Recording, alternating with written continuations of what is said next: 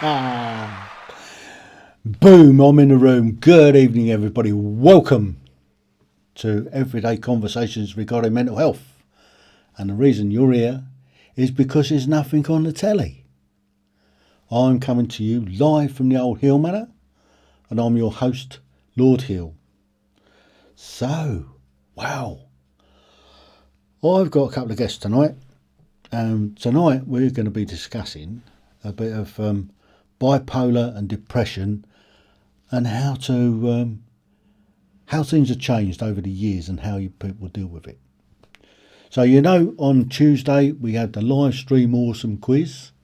That's going well. The Duchess is very busy doing the old doobie what's it thingy bobs, putting the quizzes together, and she's agreed to carry on giving us a hand to deliver them to you guys.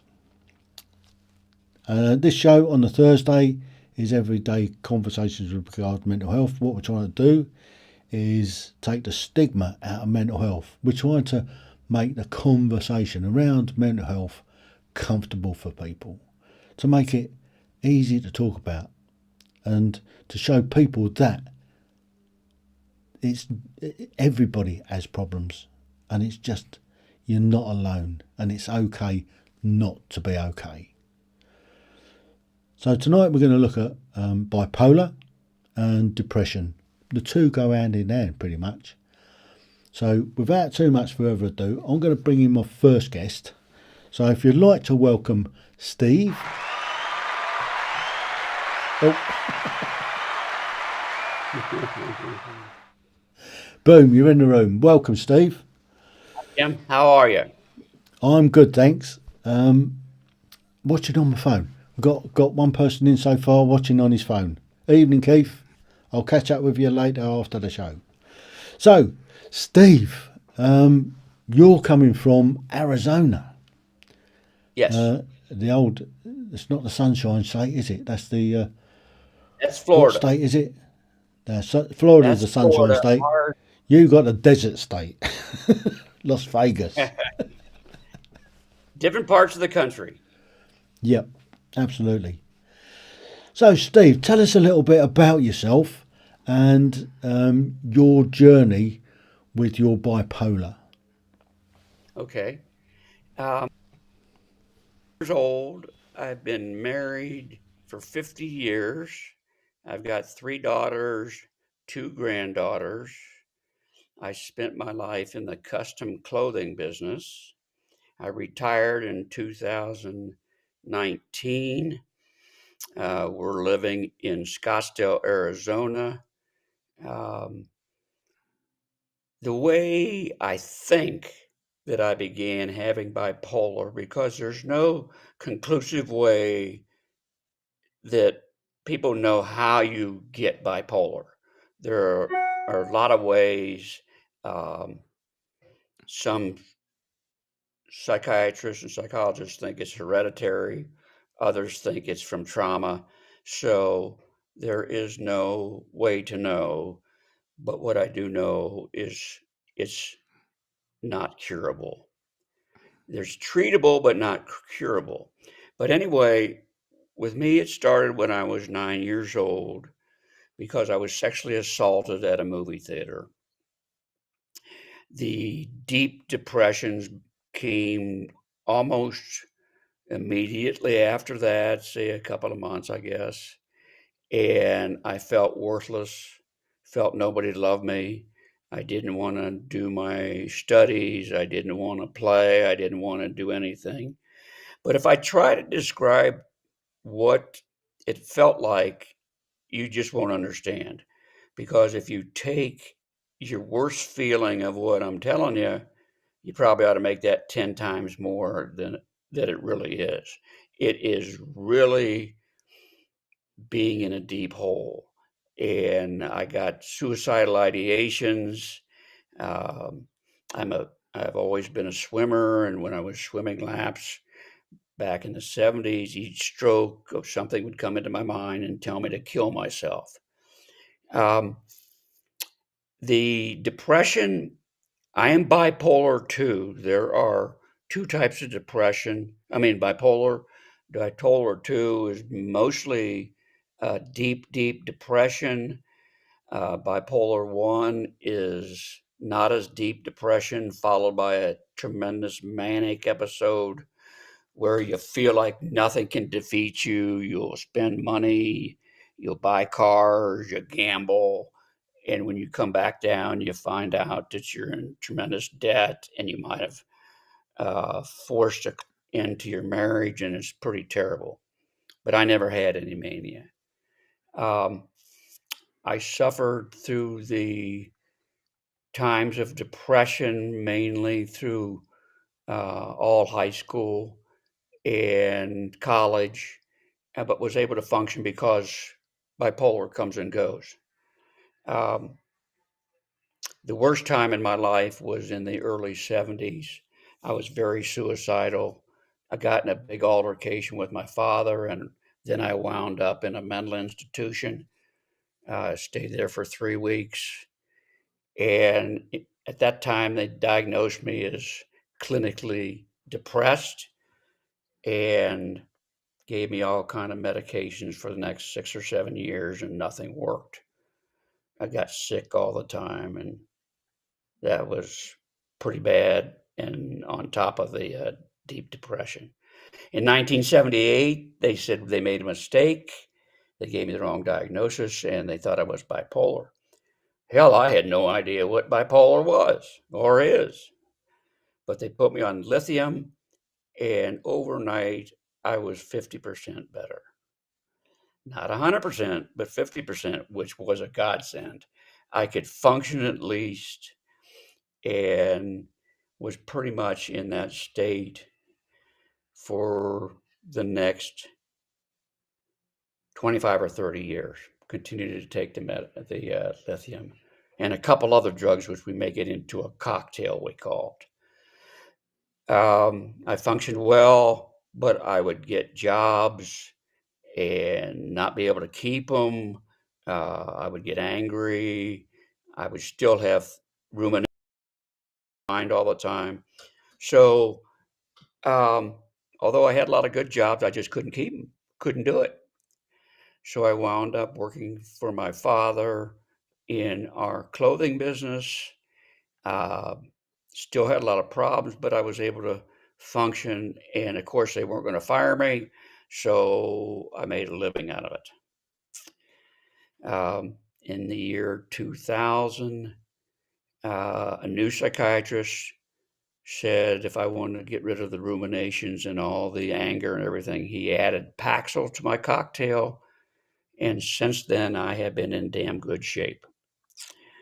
Um, Before we moved out to Arizona in 2008, I started speaking to high school classes and found out that the problem with teenage depression and mental illness is out of sight and getting worse day by day. Suicides in the US are just going up and up and up with teenagers. Moved out to Arizona in 2008, and in 2015, I started doing two support groups as a facilitator here in Phoenix. And I really got some insight over the years into how people are affected by whatever illness they have. And I've come to two conclusions, or two or three, but I'll tell you about two right now. Um, many, many of the people who come to my support groups are the way they are with bad mental illness because of early in life they were either sexually assaulted or beaten or told they were worthless all the time and had mental anguish.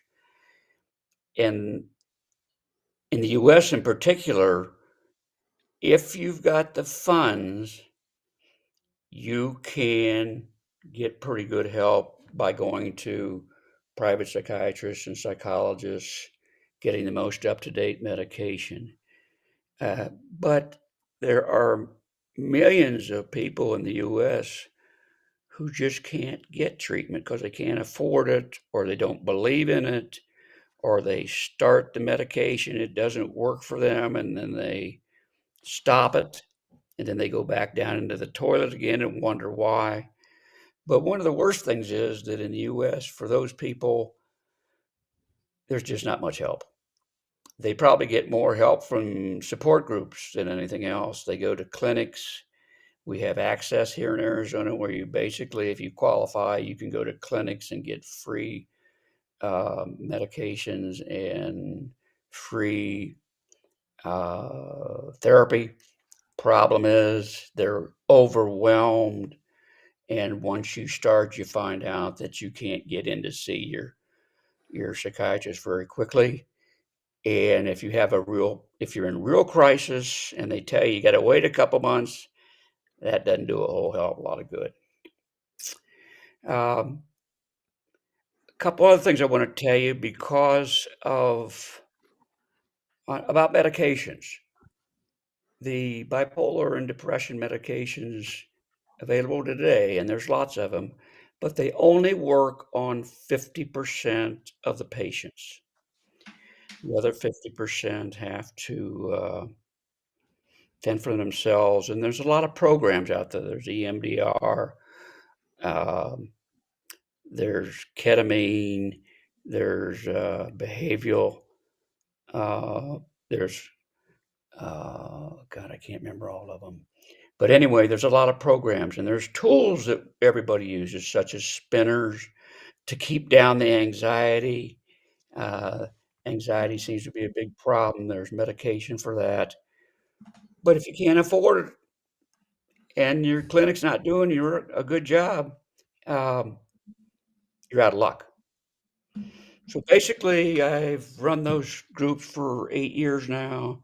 Going to keep going, and I'm doing very well. Brilliant. So it sounds like you've got a similar problem in the US where there just aren't enough specialists, Right.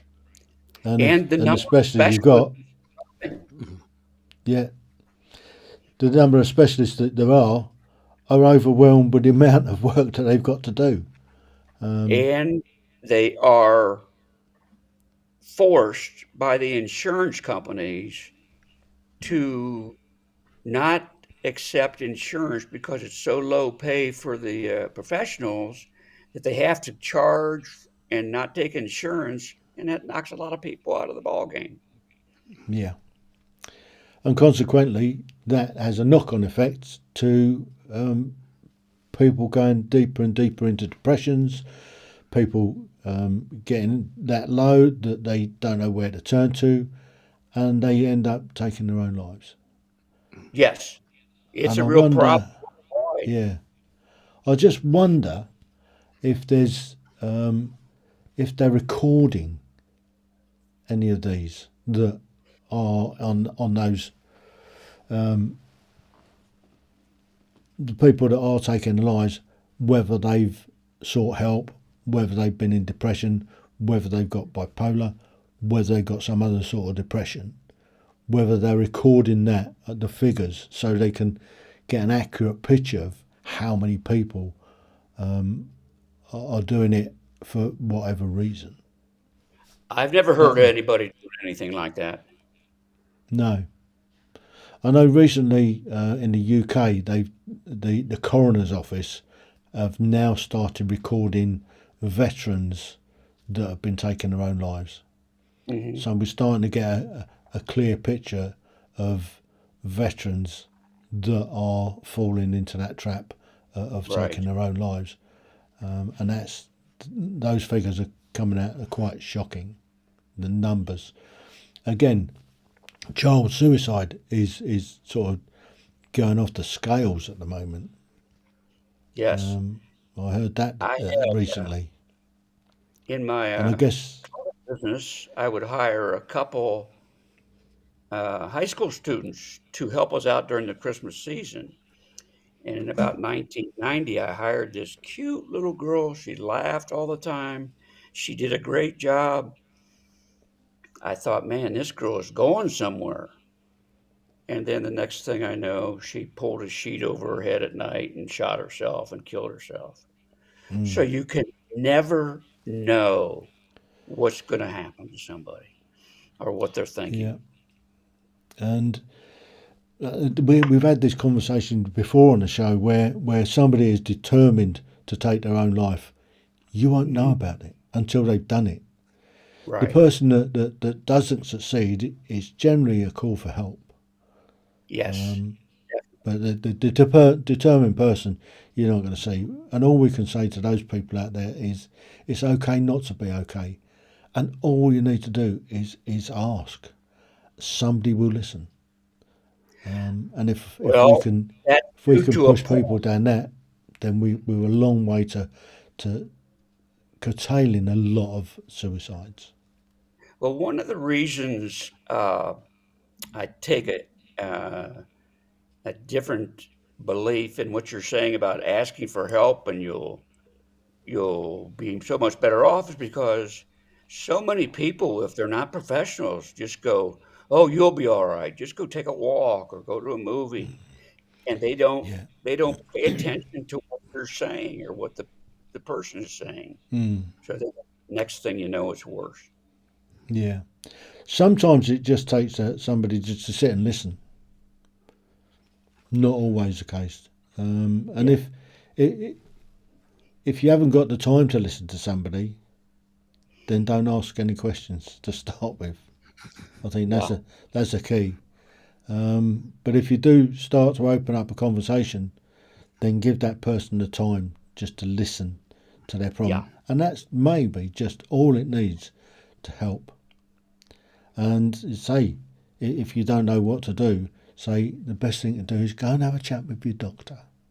yeah. That's the first place to start. Go and have a chat with the doctor. Anyway, Steve, I'm gonna give you a rest for a minute, and I'm going to bring Okay. in my next guest. So, without too much further ado, I'm going to bring in Mark. So, Mark,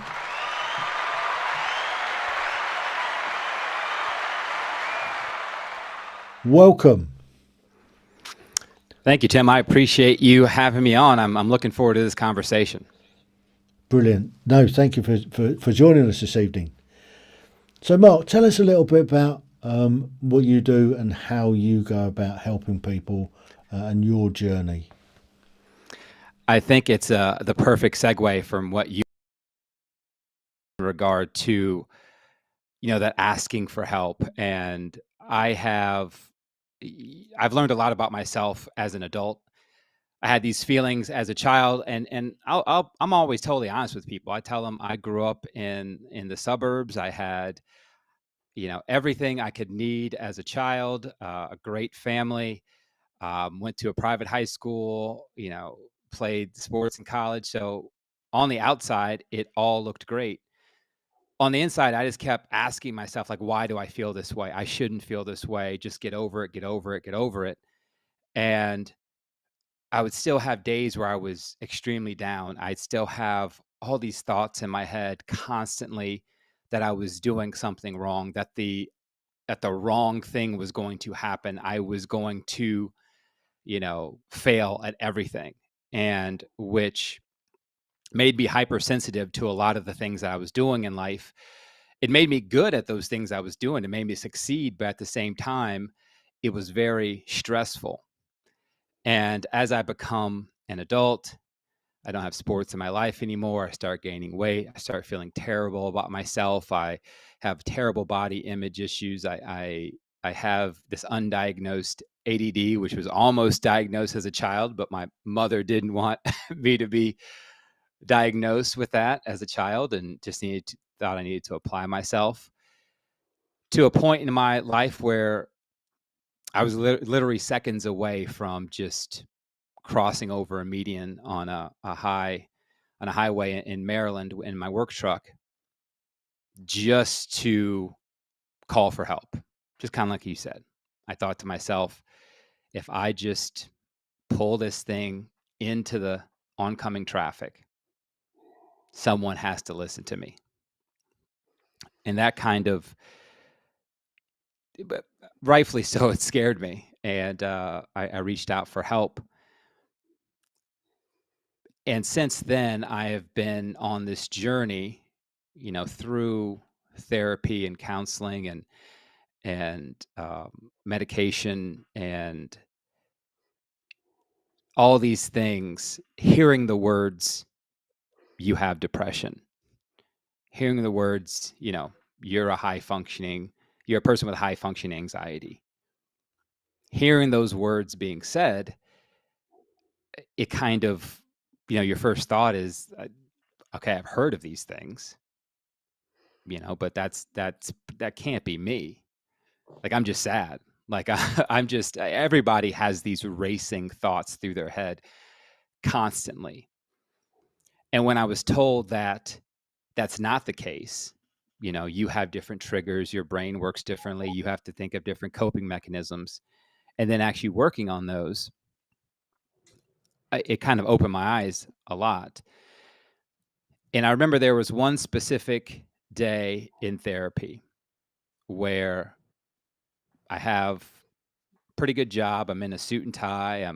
Have the family, have the house, everything's going well. And I drive to my therapy session. The sun is outside and I am in a dark, dark place. Like, I don't know why.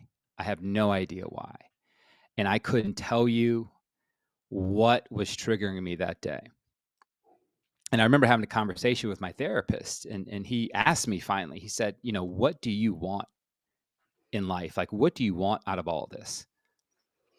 And I told him straight up, I was like, I just want to be normal. I want to be like that person outside that doesn't have a care in the world, that understands that things are going great. I just want to be normal.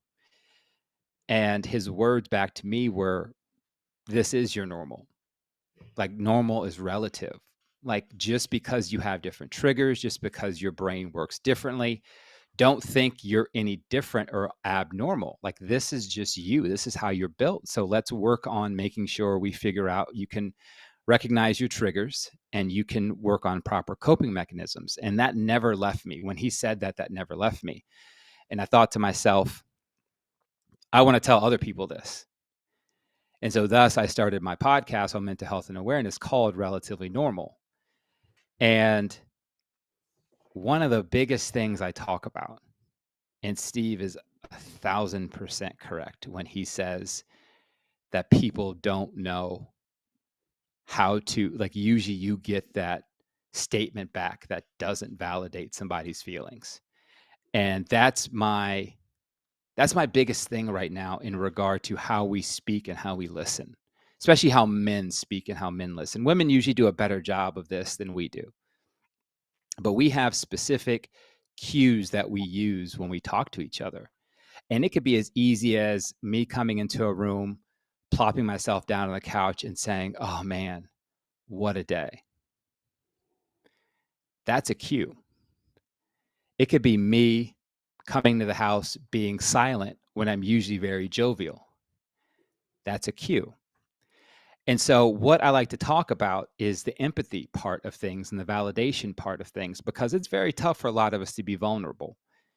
And I do my best to be a good listener and to be vulnerable and to allow people to open up, because it is correct that a lot of people like to either be problem solvers or they like to exit the conversation as quickly as possible when it comes to somebody who is triggered, somebody who is stressed, somebody who is not in their, normal, happy-go-lucky mind frame. And so what it takes is just that little pause, that little, everybody can pause the TV now. Everybody can put the phone down. Everybody can do those things. And when someone comes to you and says, I would like to have a talk. I need to get this off my chest. I really had a tough day. My anxiety's through the roof. I'm stressed about this interview tomorrow. Our first reaction shouldn't be just to jump into the conversation. Our first reaction is to pause what we're doing. And here's the thing, if we don't have the time at that moment, there is nothing better as a friend to tell somebody, I'm really sorry, I don't have the time right now. I want to talk to you. Do you have time in about 30 minutes? Can we get together tonight? Can I call you in about an hour? I want to give you my undivided attention. But here's the thing, like through the schooling in the States, through the generations that we have, through the parents that we've had, we haven't been taught these conversations. We haven't been taught these listening skills. If you were to go into any type of call, meeting, conference, whatever, and this is the thing I tell people to do, just people watch for a second. Anytime you're with a group of people and they're having a conversation, notice how often someone speaks right after someone else is talking. There's no way that they could have listened and understood what that person was saying. They're literally just waiting for their time to talk. They're literally waiting for their time to say, well, this happened to me. And I think it's on us as parents now. I have 2 little girls, 9 and 8. When they do that, when their mother, I am talking, we stop them really quickly and we say, hey, what did I just say? Because to do what Steve is talking about, to get through that, we have to teach those empathetic listening skills right now. We have to do it. And so that's what I try to do every day on my show. And I try to connect the mental and the physical. And out of all this, I try to tell people, not only is it okay to be not okay, but self-care is not selfish. Prioritize yourself.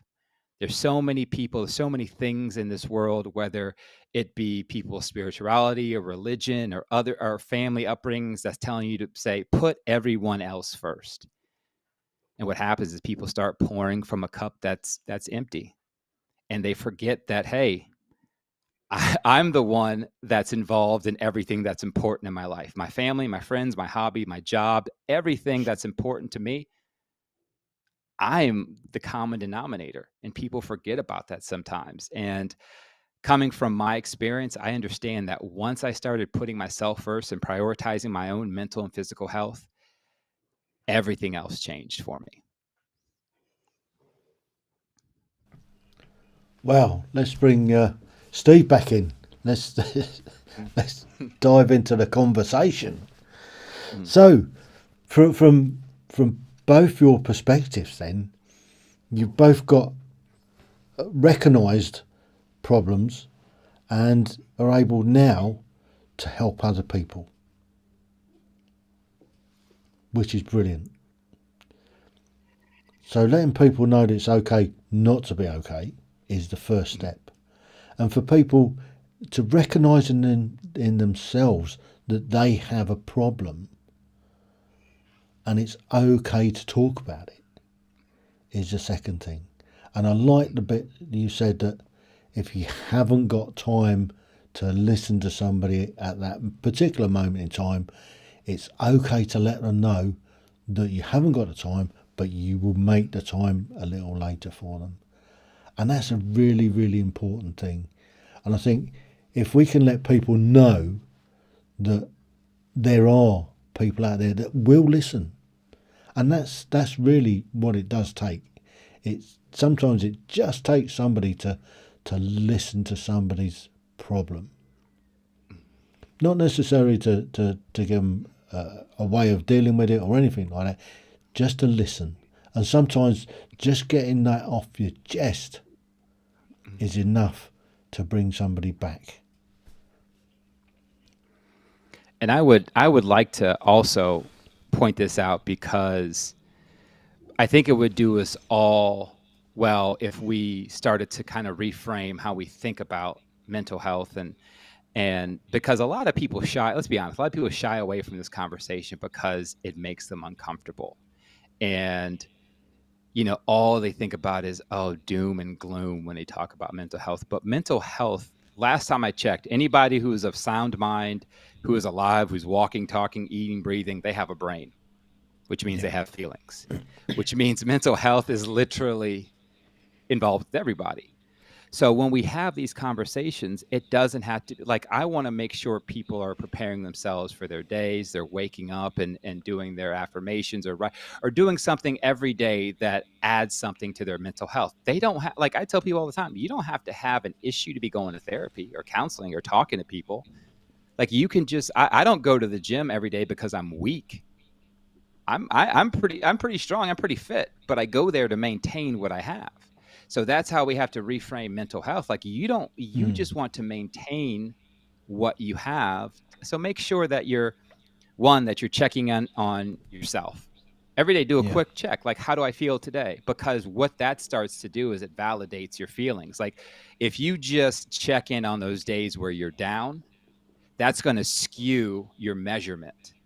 So you're going to think to yourself, and then those days where you're good, like, oh, what's going to go wrong today?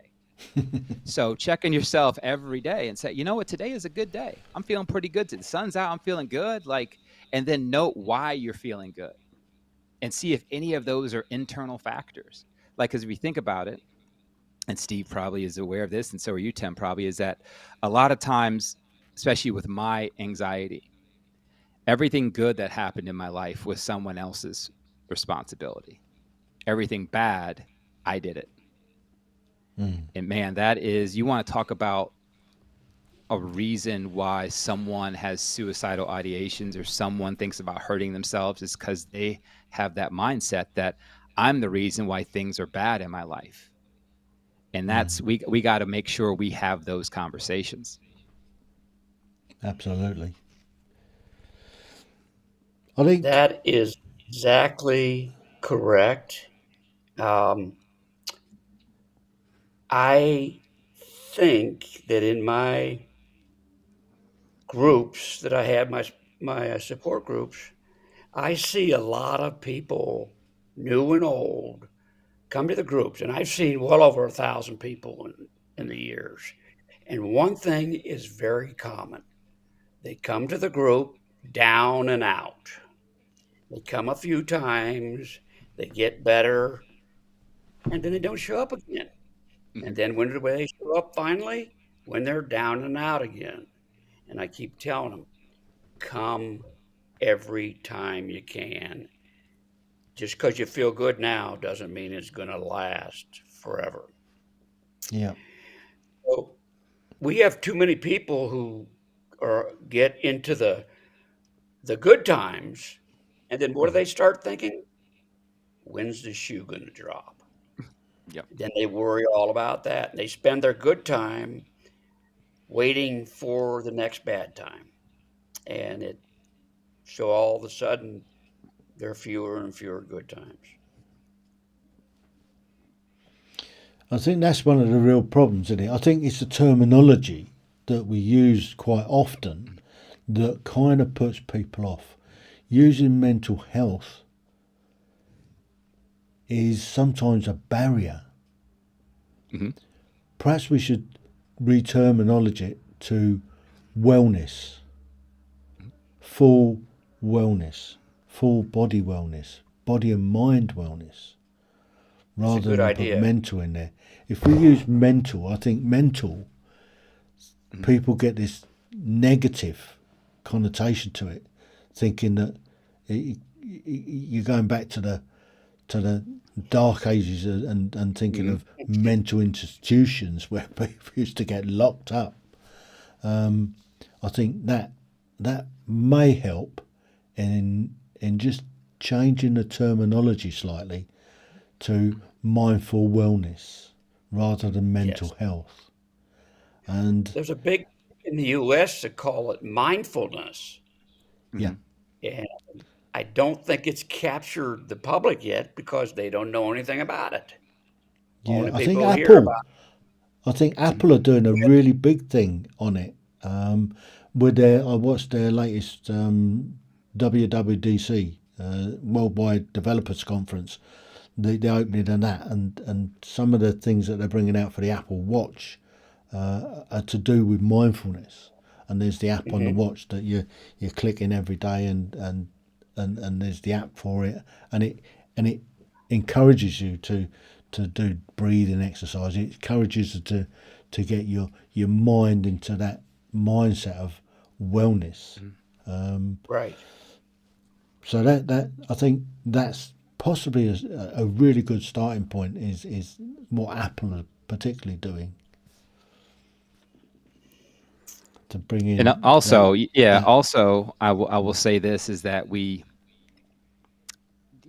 I I like the fact that more companies are engaging in wellness at the workplace, and it's being incorporated into the workplace.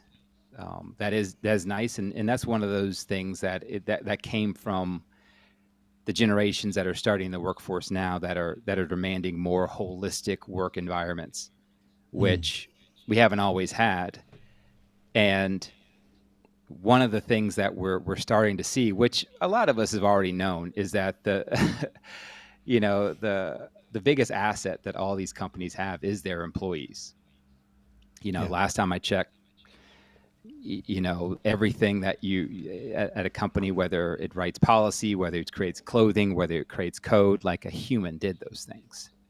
Now I don't know how long a human is going to continue to do those things. Let's be honest, but but a human did those things, and I don't know how the UK is, but we have an epidemic of burnout in America that we saw skyrocket during COVID. We saw yeah, skyrocket, and we saw people getting back into the workforce and deciding that this is not going to encompass me anymore. I'm not going to let my job dictate my mind state.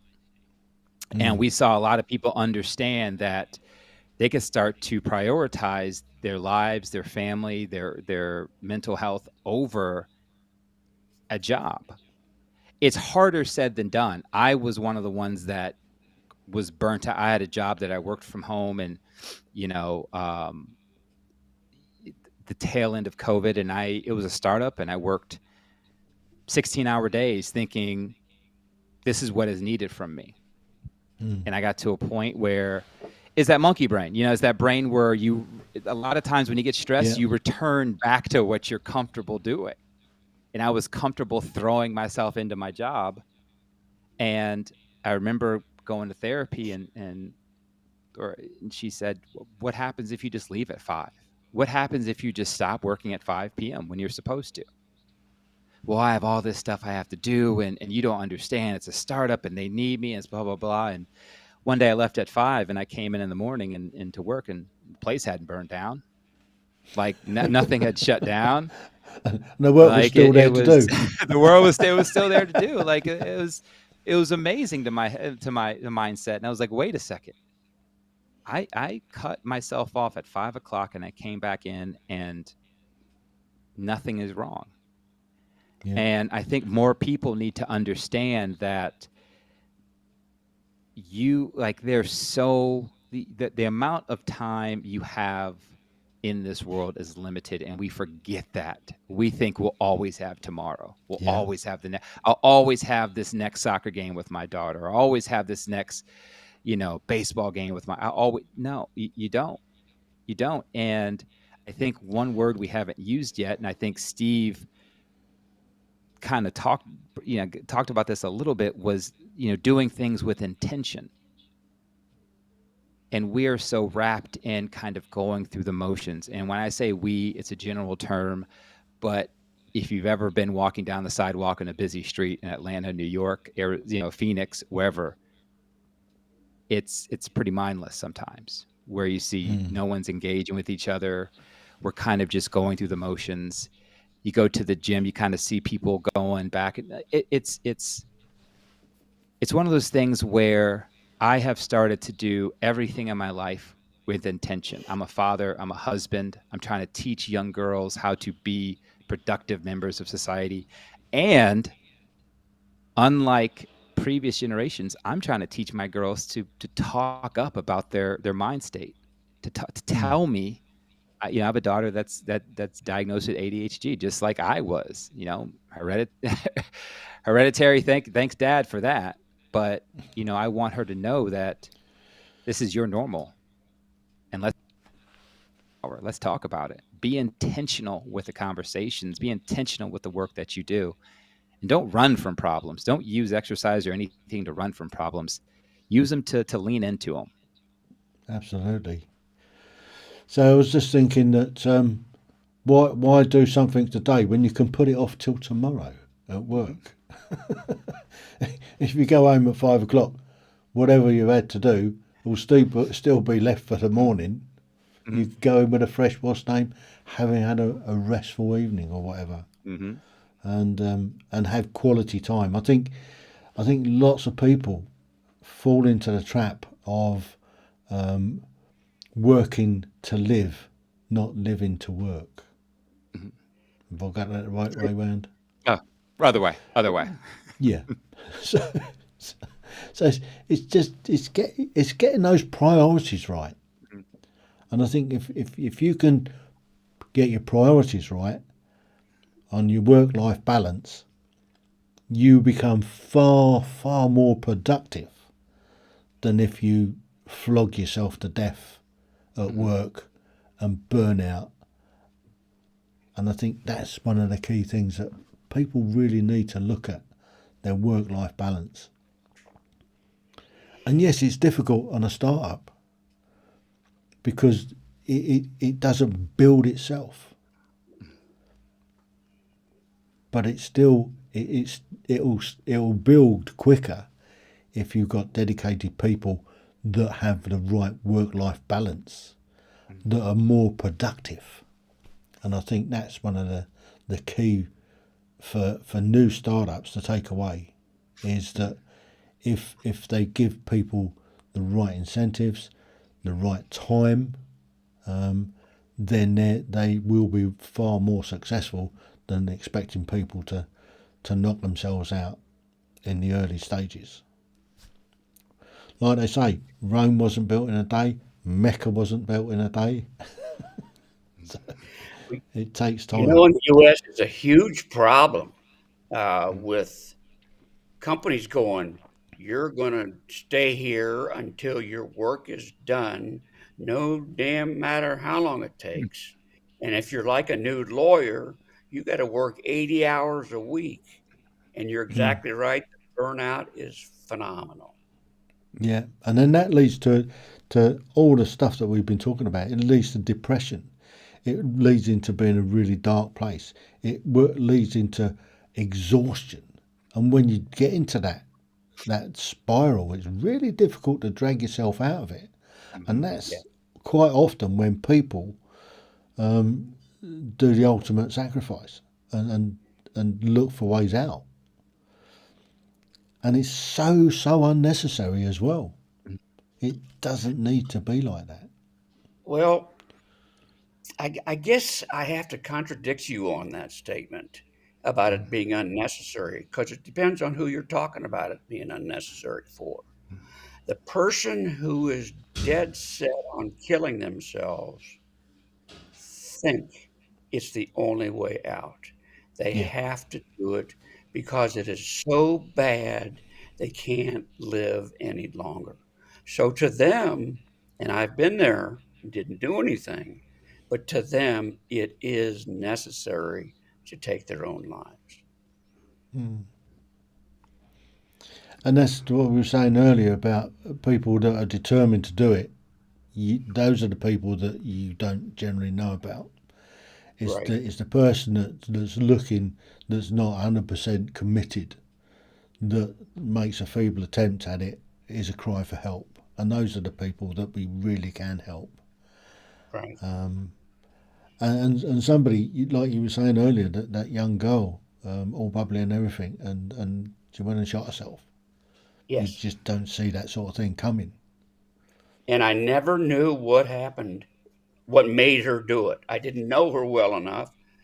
Mm. And it went through my mind all the things that could have forced her to it, from abuse to drugs. You just never know. No. So, guys, it's been a really informative chat, I think, this evening. May I put in a plug for my new book? You certainly can. All right, I thank you. Um,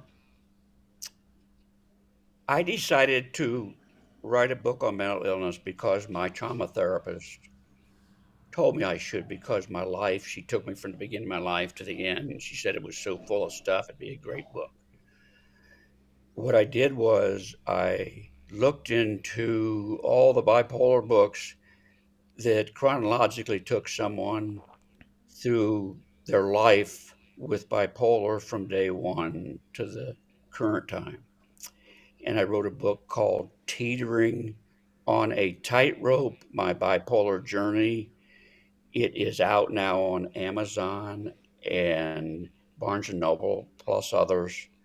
Um, Quite frankly, it's a great read and it's doing very well. But the reason I wrote it was so people could understand, not just the ones going through it, understand what it's like and they know it already, but for people out there who have friends and sons and daughters who have some kind of mental illness to understand what they go through. They're seeing it in my book. They're seeing every stage of my life, when I was up, when I was down, all these things.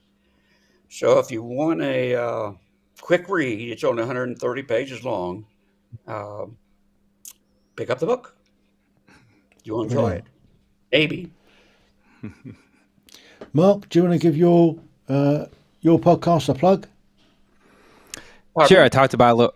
I was asking about the podcast. So yeah, sure. I talked about it a little earlier. I'm actually the host of 2 podcasts, and they actually fit me perfectly as I've been working on this mind-body connection. Relatively Normal is on mental health awareness. We've had psychiatrists, psychologists, therapists, people going through postpartum depression, postpartum anxiety. Um, we've had a lot of people on this show, and the other show is the 6 a.m. Run podcast, which is on physical fitness and nutrition, started by the CEO and co-founder of 6 a.m. Run. So those are the 2 podcasts that I am the host. I actually created Relatively Normal, but I do want to let everybody know that what's happening right now, I absolutely love it, because there's something you don't see often. It's 3 men talking about, their vulnerabilities and their mindset and their mental states and things like that.